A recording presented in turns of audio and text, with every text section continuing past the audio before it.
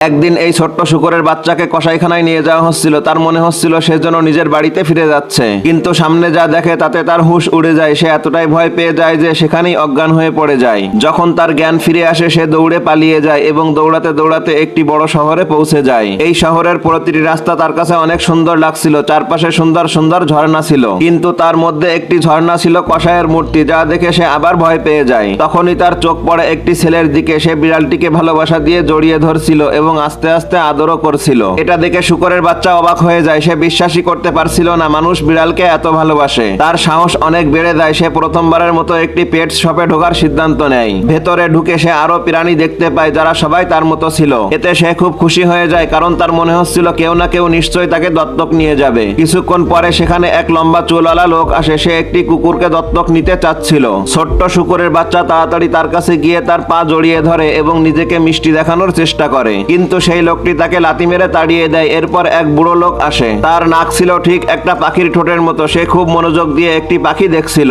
শূকরের বাচ্চার মাথায় আরেকটি আইডিয়া আসে। সে নিজের নাকে ঠোঁটের মতো কিছু একটা লাগিয়ে নেয় যাতে লোকটি হেসে ওঠে, কিন্তু উল্টে সে ভয় পেয়ে সরে যায় এবং শেষ পর্যন্ত পাখিটিকেই দত্তক নিয়ে চলে যায়। এরপর আসে একটি মেয়ে যে সিটি বাজাচ্ছিল। সে অ্যাকুরিয়ামের মধ্যে সাঁতরানো একটি সোনালী মাছের দিকে তাকিয়ে প্রেমে পড়ে যায়। সে যখন মাছটিকে চুমু খেতে যাচ্ছিল ঠিক তখন ছোট্ট শূকরটি ঝাঁপ দিয়ে মাঝখানে পড়ে যায়। দেখতে দেখতে অনেক মানুষ জমা হয়ে যায়। তার মনে হয় হয়তো এবার কেউ তাকে পছন্দ করবে। জমা হওয়া মানুষের মধ্যে একজন মানুষের হাঁটা ছিল কচ্ছপের মতো, একটি মেয়ের দাঁত ছিল খরগোশের মতো, আর একজন লোক যার শরীর ছিল সাপের মতো নমনীয়। সবাই আলাদা আলাদা প্রাণী দেখছিল। ছোট্ট শূকরের বাচ্চা প্রতিবার সামনে গিয়ে নিজেকে আদুরে দেখানোর চেষ্টা করছিল। সে যেন বাকি প্রাণীদের সঙ্গে একটা প্রতিযোগিতায় নেমেছিল, কিন্তু ধীরে ধীরে সব প্রাণী দত্তক নিয়ে চলে যায়। দোকান প্রায় ফাঁকা হয়ে যায়। পেট শপের দরজাও বন্ধ হয়ে যায়। শুধু ছোট্ট শূকরটি মাটিতে চুপচাপ বসে কাঁদছিল। ঠিক তখনই একজন মহিলা দোকানে ঢোকে। তার নাকটি ছিল শূকরের মতো। সে ছোট্ট শূকরটিকে দত্তক নিয়ে নেয়।